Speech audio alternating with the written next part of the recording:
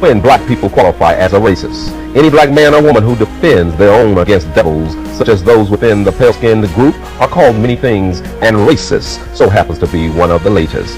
Until I have enslaved you for more than 300 years, raped your girls, your mother, and your boys, established a wealthy nation from your labor, burned out, beat, and lynched you during Reconstruction, demonized you in the media, reduced jobs and good education in your community, seeded guns within your communities, created and doctored laws tailored for locking up the maximum number of pale-skinned persons, only then will I, a black man, be a racist.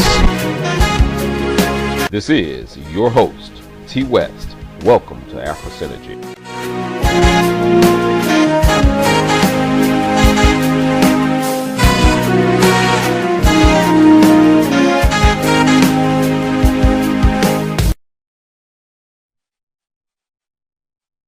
The following is a CNN special presentation. I did nothing, y'all. I did nothing.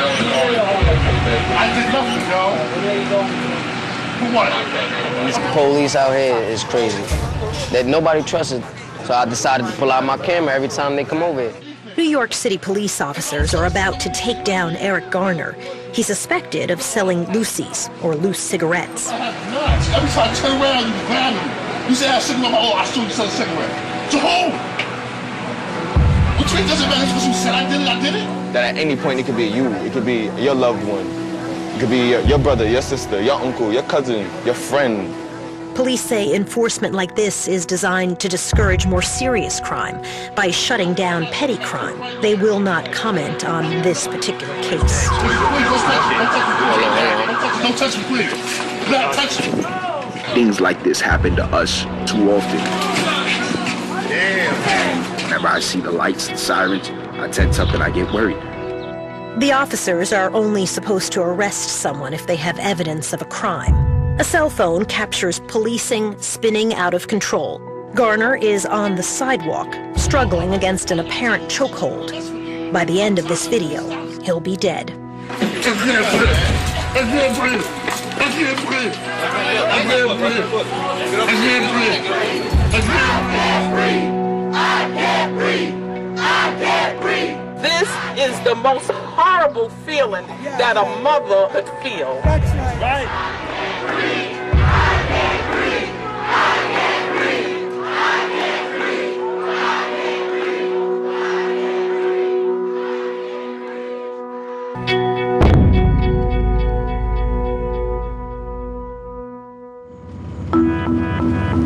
What are they have these CLID lights up? These giant lights? Yeah, these bright lights. It's a part of the House Initiative of High Visibility Patrol. Like that little expression, you don't want to meet somebody in a dark alley. To get rid of the dark alleys, you get rid of people hiding in dark alleys. On New York streets, there is a battle unfolding of black versus blue. African Americans pushing back against aggressive policing. And police, like Lieutenant Terrence McCall, pushing back against crime. What do you think the relationship is in this neighborhood with the police department? It depends on the person. Some people just feel thankful that we're here. And some guys will tell us to our face that they hate us, they don't want us here. This neighborhood is Bedford-Stuyvesant. Officer Daryl Calhoun was assigned here fresh from the academy. Have you ever been afraid on the job? Yes. There's times where you're alone and you don't know what to do sometimes. You know, you're out in the street in the middle of the night when all the bad things can happen, when all the bad things tend to happen. It's just natural to have some type of fear in you. A rookie cop was shot by a suspect in Bed-Stuy a month ago. Is it locked though? Yeah. I'm gonna check it. So, most dangerous hours, one of the most dangerous neighborhoods. Why would you possibly want that job? Because it's about giving to the community. I want people to know that they're safe. I've been talking to a handful of these young guys who feel like they get stopped over and over again, and they're just going back and forth to the gym or to school. The guys who say that to me are the right guys getting stopped. They might say that to try to make me feel bad for stopping them, but I find that the guys that I stop have nice monthly arrest records, so I'm stopping the right people. Maybe I didn't catch them at the time doing the crime, but they are criminals. Keyshawn Harley has never been in legal trouble, but he says police have stopped him more than 100 times. I first got stopped and frisked when I was 13. They say I fit a description. That's, I would say 9 times out of 10, the excuse they give me. What's the description? Young black male, 18 to 25. He's 19 years old and lives in the same community where Lieutenant McCall leads patrols, Bedford-Stuyvesant. I've been stopped over 100 times. It does all blur together at some point, but there are those extreme instances where it's kind of hard to forget. Keyshawn is a sophomore in college. He lives with his mother, Safia. I'm just coming home from school and a cop slams me against the wall, arm behind my back, throws stuff out my bag, just call me derogatory terms, like and he doesn't even let me pull out my wallet to show him who I am, show him I go to the school right here. It messes with you psychologically, it messes with you emotionally. It's scary. It was becoming too much where he's coming home not wanting to go to school. I worked so hard to make sure that he went to college and he's focused on his future. To have harassment be the reason he doesn't want to continue, it broke my heart. New York police say the stop and frisk policy helps save lives, especially in minority communities where most crime occurs. The New York City Police Department's controversial stop and frisk policy. We go to where the reports of crime are. From 2002 to mid-2013, New York City police reported making nearly 5 million stops. If this was happening in predominantly white neighborhoods, wealthy neighborhoods, do you think people would stand for it? More than 80% of the people stopped by police were black and Latino. I don't sleep until he comes home, quite frankly. And I know he is not in cuffs or in anybody's morgue.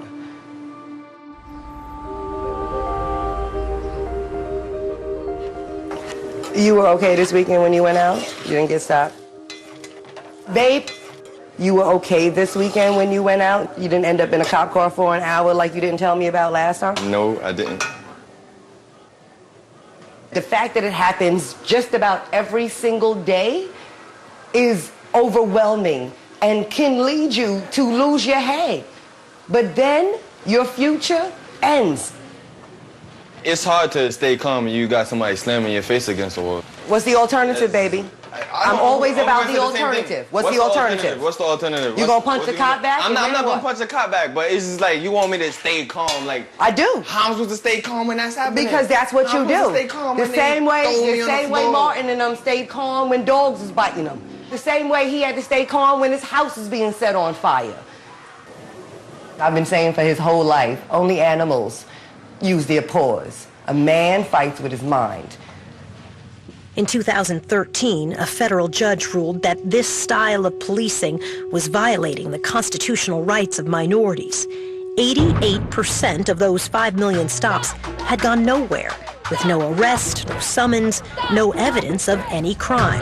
Today you spoke out loudly and clearly for a new direction for our city.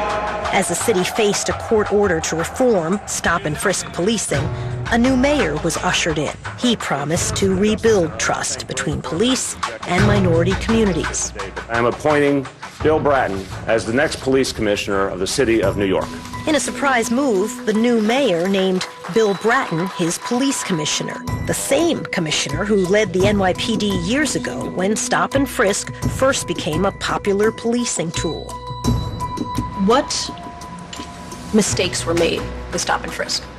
The public was feeling that the minority community was being impacted too much, and my sense was that as crime was going down in the city, the number of stops should have been going down also. Was public perception really the problem? And would fewer police stops be enough to repair a broken trust? 5 officers line up around me. The tallest officer, he tells me, "Are you some type of tough guy?" When I turn around, he punches me in the face and he screams he's resisting arrest. I'm scared for my kids every time they step out the door. And who are you scared of? The police.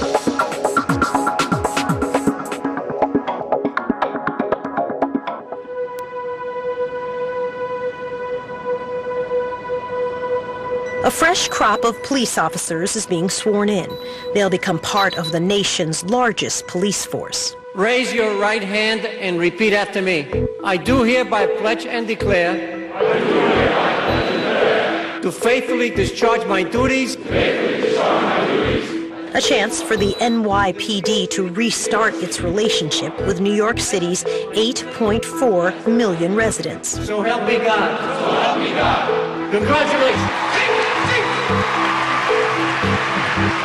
These are the first recruits under the new commissioner. As you well know, the principal reason for the existence of the police is to prevent crime and disorder.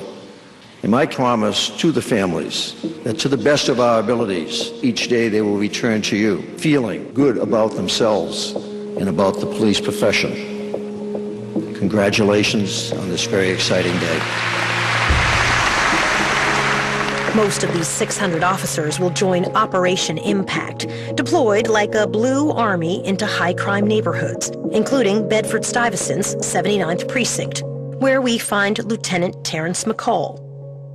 Banaska, you have Impact Post 20. Moran? Yes, sir. 24. Sazanova? Yes, sir. I said that correctly? Yes, sir. You have Impact Post 31. All right, guys, if there's no questions, I'll turn over to Captain Center. Yeah, just a couple things. We had shots fired this morning on Marcus Garvey Boulevard, so just be aware. You know, like I told you guys, your first day, you got to be ready for anything. That's it, full up. The rookies go off in groups of 3 and 4 onto the streets of Bed-Stuy. The crime in this predominantly minority community is falling, but remains among the highest in the city. Hey, hello, ma'am. How you doing? How are you? I'm all right. On their third day on the job, many of them are still getting to know the community. Most of these cops are not from Brooklyn. You know what I'm saying? So therefore, it takes them a minute to acclimate themselves to the community. Adjust to the community. Adjust to the community. What's going on? Mentality? I got videos of everybody likes us. I came from a type of environment where we was on this side of the street and the cops was on the other side. Now it's time for us to get together as a community. But you see, walking around is not everything. What's important for them to do is speak to people, get to know the people that they're going to be protecting.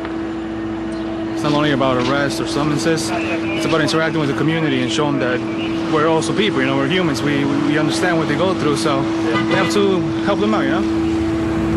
Before the federal ruling, rookie cops were the ones making most of the unjustified stops. One response, to have supervisors like Lieutenant McCall spend more time with rookies. What was their question? No, they saw a guy there, you know, they possibly handed something to each other.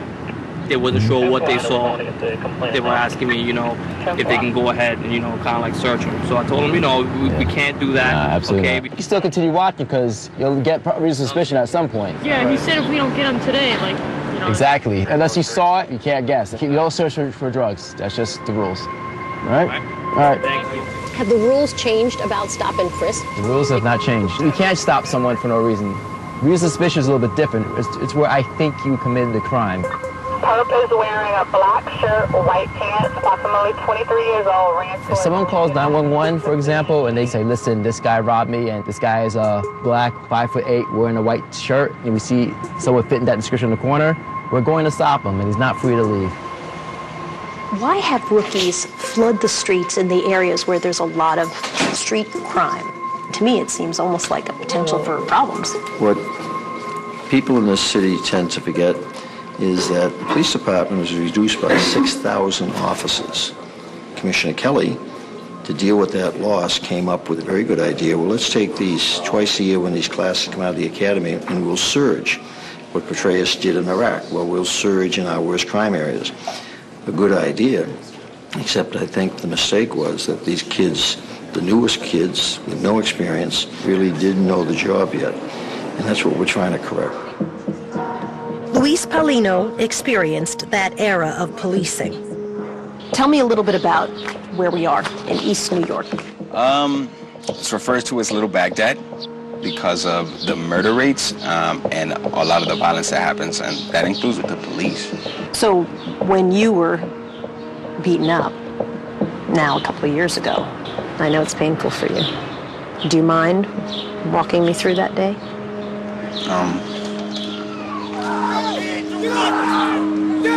Every time I'm asked about the incident, I close my eyes and I can see myself there again.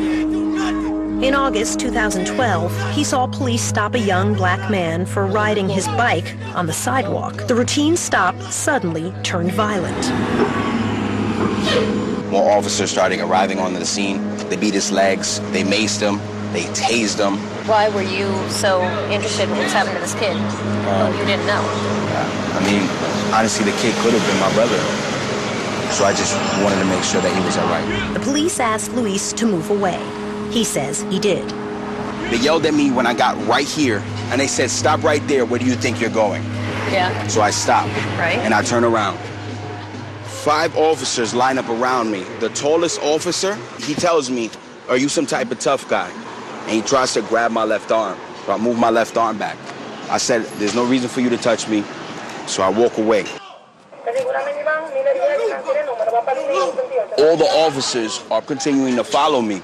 So I get really nervous because I could hear like the buckles and the walkie-talkies and everything. When I turn around, the tall officer punches me in the face. I hit the floor and he screams, "He's resisting arrest." And a swarm of officers from everywhere came to me. He ain't do nothing. He ain't do nothing. He ain't do nothing. We got the record, yo. He ain't do nothing. Yo. He ain't do nothing. He ain't do nothing. I'm screaming, "Why are you punching me? Why are you kneeling me? Why are you kicking me? Just take me, take me." And they just continue to assault me. They finally put cuffs on me. They finally get me up, but they're only picking me up by my wrists, which is what did the major damage to my shoulders. Why? He ain't do nothing. My record that please? Yeah, I got it. Put that on everything. He ain't do nothing. What would have happened if there was no video? There wouldn't have been anything but my word against 15 police officers. Luis's mom, Evelyn, used to trust the police, but has had a change of heart. I brought up my kids to respect police. If they had a problem, they could go to a policeman and say, "Listen, I'm lost. Can you help me get home?" The thing that bothers me the most is how can you come to someone that you can't trust? Luis was charged with disorderly conduct, resisting arrest, and obstructing a government official. All charges were dropped. Police will not respond to the allegations because Luis has filed a lawsuit against the city. That was one of the officers on the scene, too. Funny enough. The police department's reforms were supposed to calm fears in minority communities, but intensive enforcement continues to exact a price.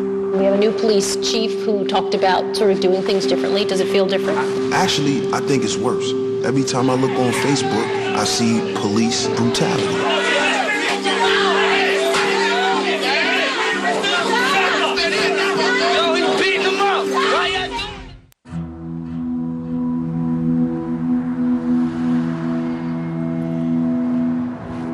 In Black and Hispanic neighborhoods, you see the animosity towards us. This officer patrolled for years during the era of stop and frisk. He's asked us to mask his identity because he fears retaliation.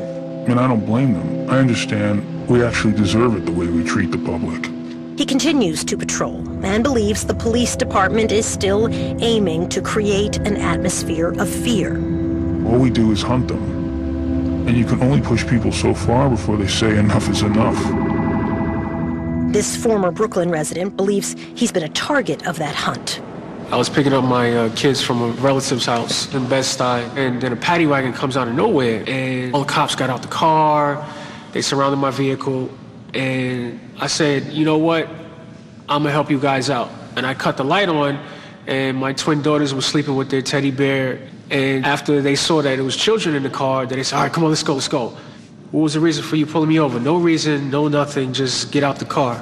This officer says commanders encourage aggressive policing by holding cops accountable for the number of arrests they make and tickets they write. Everything is numbers-based. Every aspect of your policing is given a numerical value. Officers report the results in what are called CompStat meetings, which began during Bratton's first stint as commissioner in the 1990s. What happens at a CompStat meeting? And the commanding officer of whatever precinct is not doing well with their numbers has to explain it. He'll sit there and say, there was a shooting in this area, I put extra people in that area, I wrote X amount of summonses. We didn't stop the shooting, but we summoned a whole bunch of people. We even arrested people in that area. Summonses must be written, the arrests must be made. A lot of my fellow officers, they'll say, I've ruined job applications, I've ruined this guy's life, all because he needed a number. Are there quotas for your police officers? No. The unions have advocated that for years, the belief that cops were being pushed to behave inappropriately through what they felt was a quota system. I dispute some of that, but what I'm dealing with is a long-time legacy. Did some commanders engage in that? Undoubtedly. Are some still engaging in it? Probably. But I have made it quite clear that I am interested in problem resolution, not the numbers game. The way that policing plays out on the streets is increasingly being captured on cell phone cameras. I've grown to very secretively recording them because I was at my grandmother's house, getting ready to go to the gym, and our riders on the way, they coming around the corner. We standing outside, but underneath where we shielded from the rain. Say that again? Say that again? I'm gonna come outside and handcuff you. Hey. Inside, here. What through you? For what? Why you talking to me like? Huh? I can't hear you. Why would I say that? Listen, get inside right now. What's the We checking to see if I'm just trying to see if my ride is coming. Go inside right now. Go inside. Go inside. What's You're not even doing nothing. Clear the front. Go upstairs right now. Since when has it become illegal to wait for a ride? Oh my goodness. All right, guys, give you something. But Commissioner Bratton hasn't abandoned the policing theory he adopted in the 1990s called broken windows. It proposes that small crimes or signs of disorder, like a broken window, encourage further neglect or more serious crimes. Do you think that going after these small offenses does not help bring down crime? I actually believe in the theory of broken windows. But when you abuse it, it hurts the people it's trying to protect. I don't believe this is happening, yo. Yo, help me, somebody. I'm not gonna help me out here. I'm just gonna watch. I'm just gonna watch this.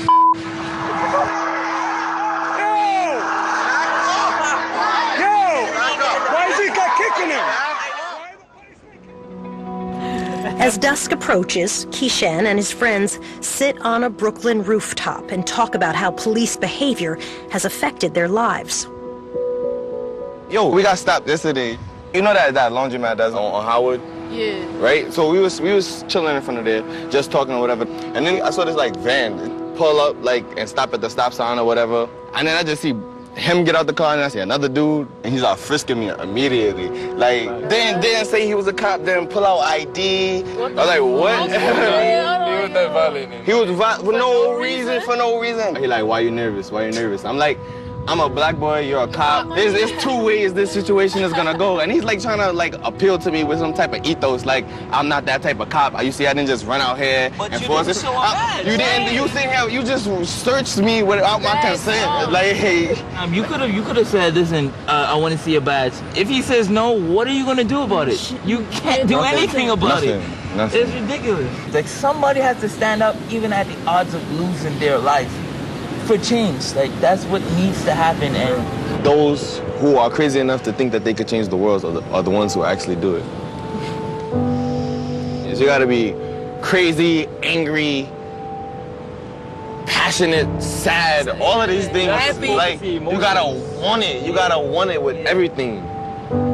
Yo, look at this sunset. I know, it's so beautiful. For real, my eyes have not moved. You can see the rays at the top of it. They just become something. Dreamer's paradise. It's ours. But the streets don't always seem to belong to the community. Now we got blue streaks, blue leaks from holes in Brooklyn concrete, blue walls of silence by which Lady Justice is blinding. Now, the reason why I felt safe enough to come back, it was because you all still came to meet me here, where I'm not wanted, but obviously, we are wanted.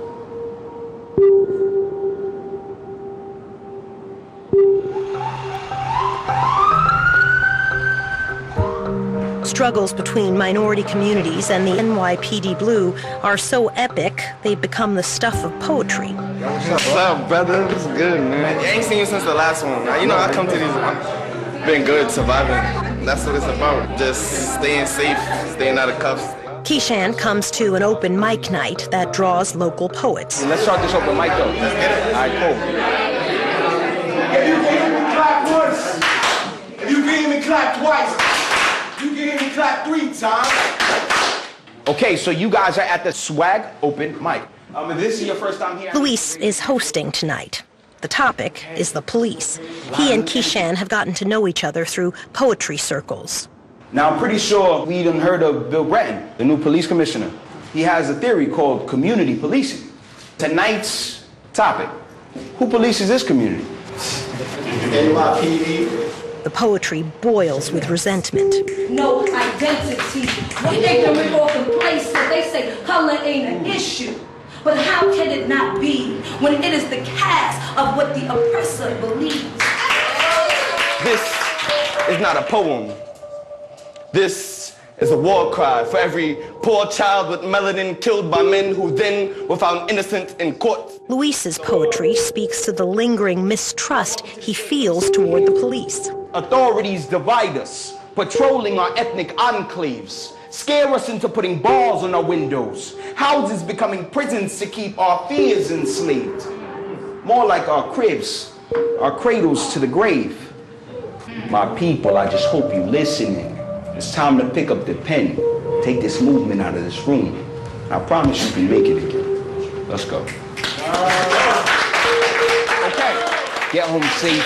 We're here for each other. Get out of this room. After the open mic, Luis and his family pack up. There's concern about how his younger brother Elvin will get home. The fear is not criminals, but the cops. What up? What's up, soon? Elvin. Home is like 3 blocks away. Why is everybody worrying about me? We don't have a war. Oh my God, why is everybody worried about me? No problem. Commissioner Bratton says he's not worried. Police stops are down nearly 90% since he took office. Crime continues to fall. So effectively, this is some of our cameras around the city. We got real time what's going on in our different precincts.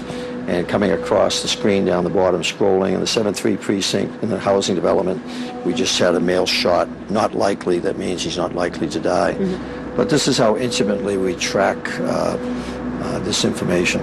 At police headquarters, he monitors the city policed by his 34,000 officers. Are you worried about animosity in minority communities when it comes to police? Sure. I've been a cop for 44 years. I've been aware of animosity since I first began as a white cop working in an all-black neighborhood back in 1970 in Mattapan in Boston. I came into the business at a time when cops were very brutal, where many of them were very racist, so I can understand some of the attitudes and beliefs. Yet the number of low-level arrests is still rising in some minority communities as broken windows policing continues. When you look at where the calls are coming from, 911 calls, emergencies, 311 calls for disorder, those calls come significantly out of the poorest, most distressed areas. And unfortunately, those who have the least are impacted the most. I think that prevention is much better than waiting for something to happen and then trying to find out what happened or why it happened. When people see that you're not afraid to walk up to them when something looks odd, they're more apprehensive about carrying weapons and things like that. Our job is to stop people from doing the wrong thing. Officer Calhoun has been on both sides of policing. I was walking down the street and they say, "Sir, I need you to stop and talk to you for a second." And they asked me some questions and they asked if I wouldn't mind being searched. And I said, "No. Go ahead, search me. You're not going to find anything." He was stopped twice on his Brooklyn street. So they searched me. I didn't have anything. They asked me for my ID. They gave me my ID. And they filled out a form and they let me go. I didn't feel like I was being harassed. Did they tell you what you were being stopped for? They stopped me because I fit the profile of someone who just robbed someone. But I know I just came out the house, so I didn't have a problem falling into their search procedure. Others, particularly minority men, do have a problem. And they're thinking about how to fight back. It's going to happen again, over and over. We're going to come to another funeral. We're going to march. We're going to sing. We're going to cry. So no justice, no peace is out the window, man. It's time for war.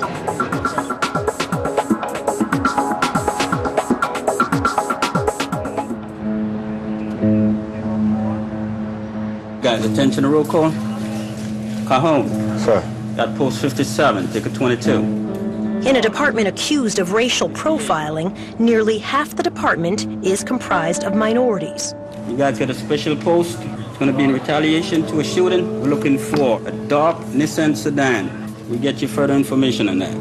Officer Calhoun and other new police officers are put on alert for suspects in a shooting. If we want to understand your assignment, all right? Yes, sir. Okay. Fold up. A typical night in Bed-Stuy. If you fit the description, there's no way around that. We have to stop the bad guys. It's just how it is. Me and my peers, we're out here all day, all night, just trying to make sure everyone's safe. Why did you want to become a cop?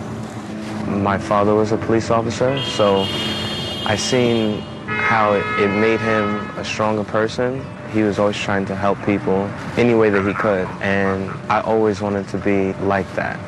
Do you identify with the young black guys in this community? I do identify with them. I'm one of them. I just chose to enforce the law. Do you think people in this neighborhood trust the police? I think that people in the neighborhood are starting to accept the police. Keyshan doesn't accept the police behavior in his community. He has begun teaching others how to protect themselves from the police. So, one right that you have is you have the right to remain silent. But what can happen if you choose not to talk to a police officer? How might the situation escalate? They start calling you names like, things like that, just to get you more aggravated. His advice sounds a lot like what he hears from his mother. You want to stay cool and calm-headed at all times. You don't want to yell at the officer. You don't want to curse him out. Even though that might be what you feel like you should do, you just got to keep a cool head. Keep your hands at your side. Don't make any fast movements. Anything could happen, from the littlest thing to the biggest thing. I didn't show anything! Eric Garner had been arrested several times for selling untaxed cigarettes and other offenses. Please, do not touch me.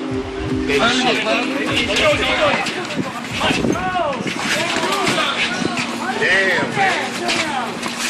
All right, right down. Give us your hand, buddy. Put your hand behind you. Minutes later, Eric Garner was lifeless on a Staten Island sidewalk. Back up and get on that step. Okay. No one administered CPR. There was no evidence he'd been selling loose cigarettes. It's all right to get angry. It's all right to be mad. If you can't get angry because a person has been killed for no reason at all, that means that you inhuman. On Thursday, July 17th, at approximately 3:30 p.m., officers approached Eric Garner concerning the sale of illegal cigarettes. In attempting to take Mr. Garner into custody, there was a physical struggle as the officers wrestled him to the ground. He was pronounced dead approximately 1 hour later. What was your reaction when you'd heard that Eric Garner had died at the hands of a police officer? That case is moving through the appropriate process. It's hands of the district attorney, so I'm really not at liberty to speak to that. The story of Eric Garner's death rippled through minority communities, making it a challenge for police to gain trust. They impose their own justice on people over here on Staten Island. If they don't want to see you on the block, you got to get off the block.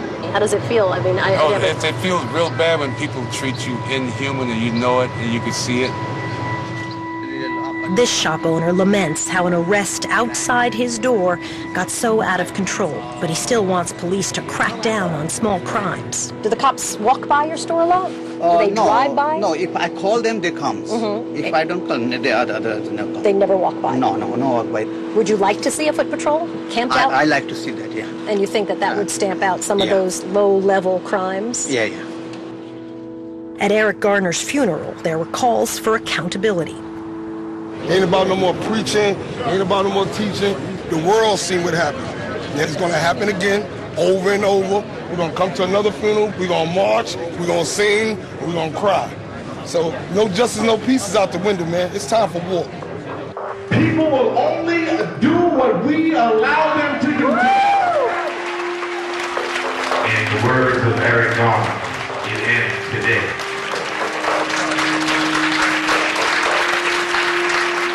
Yet, not long after, another community was protesting the death of an unarmed black man at the hands of police. Grief and anger in a St. Louis area community today after a teen was shot and killed by police.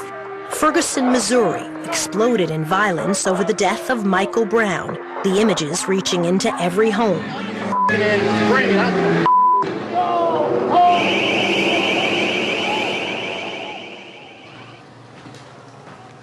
Hey, babe. What's up, mommy? How you doing? Okay. Did you hear about that protest yesterday? I listened to his mother on the news, KJ, and I had chills. Like, it literally made the hair on the back of my arm stand up. This woman said, do you know how hard it is to get a black boy in this society to graduate high school? And I was like, that could be me.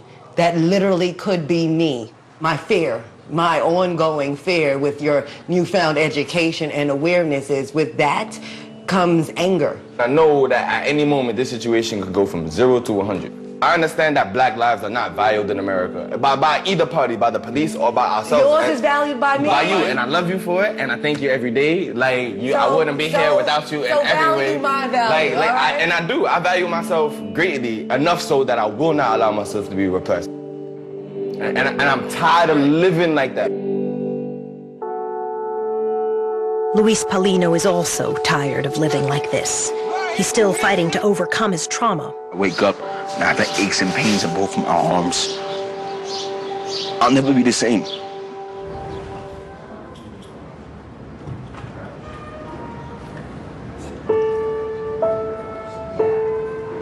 It's been 2 years. How come you can't get past it? Every time I'm asked about the incident, I close my eyes and I can see myself there again. Come on. I can see myself on the floor, getting punched, getting kneed, and asking why. Like, every day I wake up and I have the aches and pains in both my arms. I'll never be the same. Tell me, if anywhere, where do you feel that? Feels like my arms are gonna pop. If you can tolerate it, let it stretch, because if we don't do anything, this is as far as you're gonna get. Luis's recovery process has been slow. He goes to physical therapy every week to try to rehabilitate his injured shoulders. Hold on.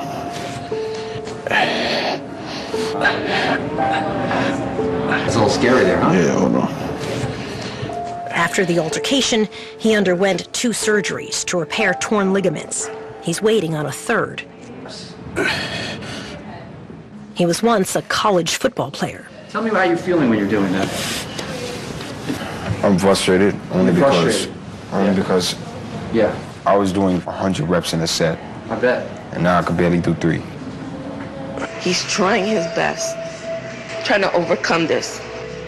There's still moments where you can see it and he's thinking far away. He's silent. You see those slight changes, you know there's more to it.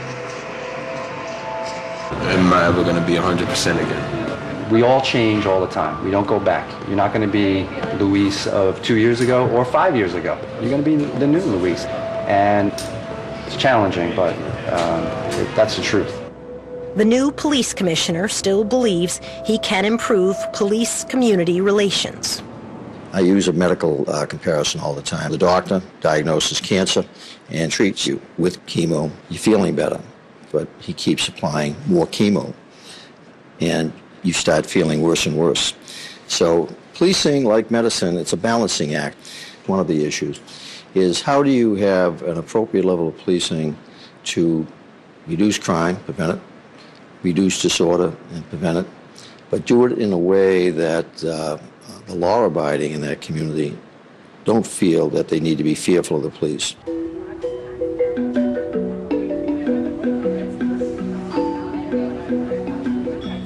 Keyshan believes the people in his community should decide when policing goes too far. I think enough is enough. We have to demand something be done about this. If I see another story about a person of color being killed by a police officer for no reason, I'm going to lose my mind. I have no idea how to exist in this society. So I have to come here today, feel this solidarity with my people, to at least show myself that there's a reason to keep fighting, that these people's lives matter. When do we want it? This is why I fight, because people need these things. We need these things. Michael Brown's death in Missouri added renewed urgency to an already planned demonstration in New York City.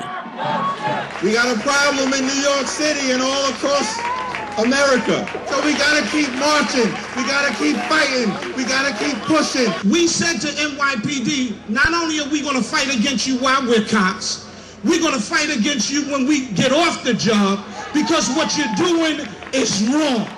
Keyshan seizes the opportunity to deliver his message that policing has to change. Hi, good afternoon. My name is Keyshan Harley. I'm 19 years old and just one of many hearts shattered by ongoing news of police violence targeted at my community. As a young black man who has been stopped and frisked over 100 times, I realized that at any moment during those interactions, my life could have also been stripped away.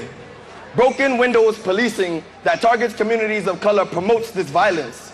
In order to truly improve police-community relations, there needs to be a systemic and substantive change in how City Hall and the NYPD have responded to these incidences. The lack of accountability for officers who target, stop and frisk and murder members of our communities of color reaffirms everything that I believe about this justice system in this country. It works if you don't look like me, if you don't look like us. Thank you.